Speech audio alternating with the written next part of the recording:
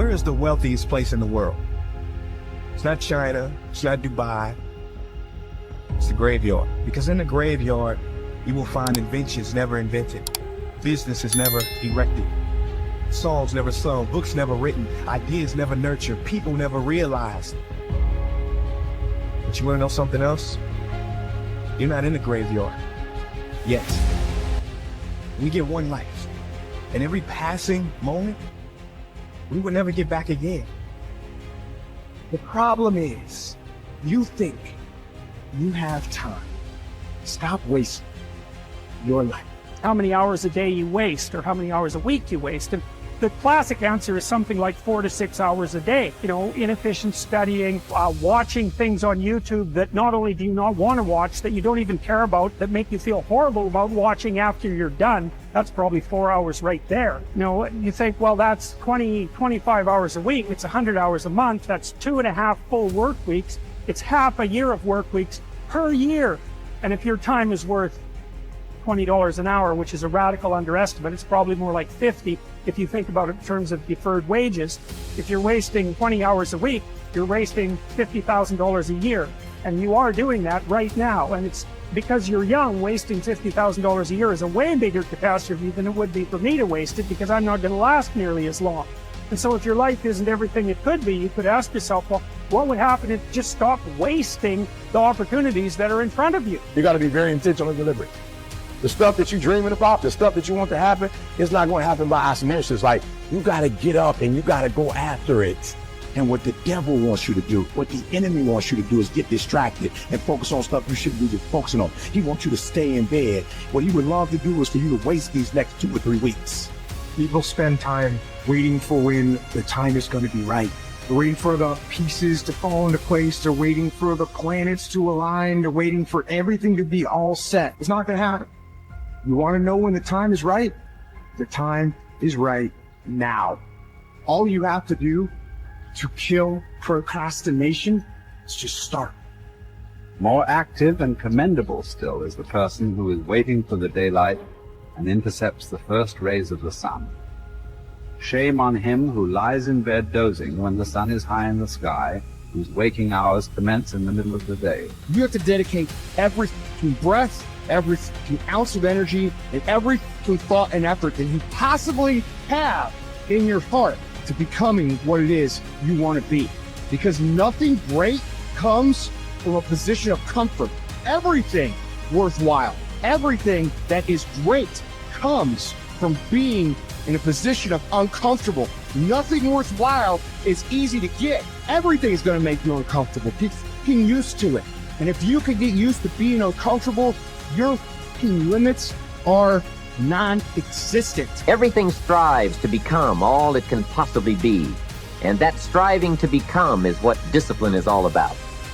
Disciplining ourselves to fulfill our natural potential to become all that we can be. And finally, discipline attracts opportunity. Opportunity is always looking for ambition and skill in action. Discipline taps the unlimited power of commitment. The human will in action, driven by inspiration, enticed by desire, tempered by reason, guided by intelligence, can bring you to that high and lofty place called the good life. Discipline, those unique steps of intelligent thought and activity that put a lid on temper and a faucet on courtesy, that develop positive and control negative, that encourage success and deter failure, that design lifestyle and control frustration, that enhance health and curb sickness, that promote happiness and manage sadness. Discipline, the start and the continuing process that brings all good things. And remember, anyone can start the process. It's not if I could, I would. It's if I would, I could.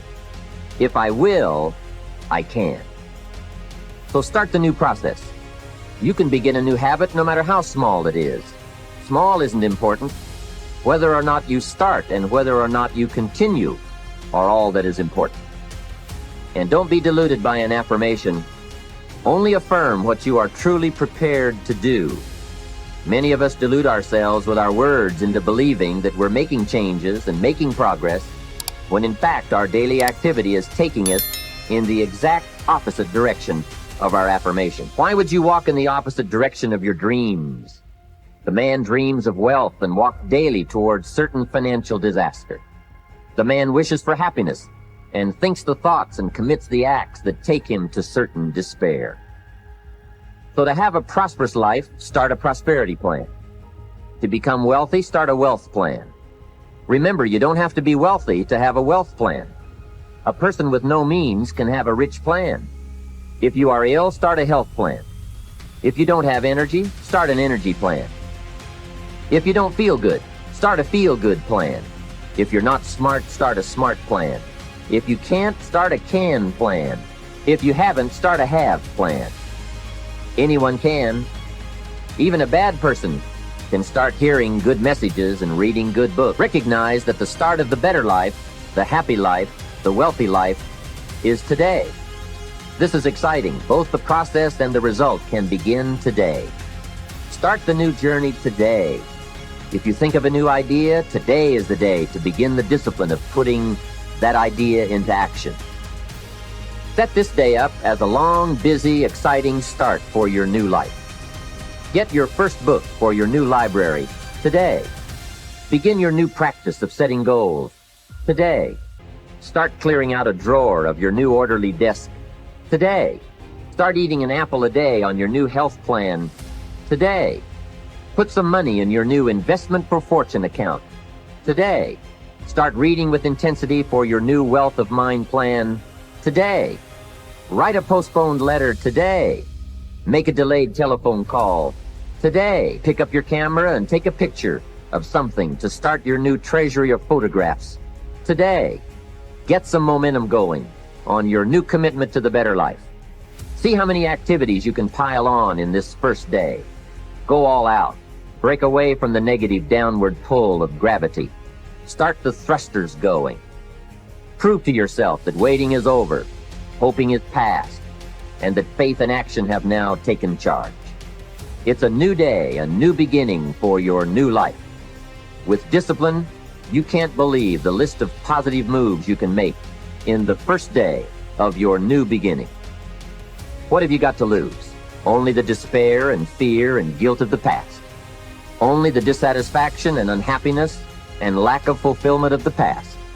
Only the frustration and low self-esteem of the past. Don't let yourself forget how many doctors have died, furrowing their brows over how many deathbeds, how many astrologers after pompous forecasts about others' ends, how many philosophers after endless disquisitions on death and immortality, how many warriors after inflicting thousands of casualties themselves, how many tyrants after abusing the power of life and death atrociously, as if they were themselves immortal. How many whole cities have met their end?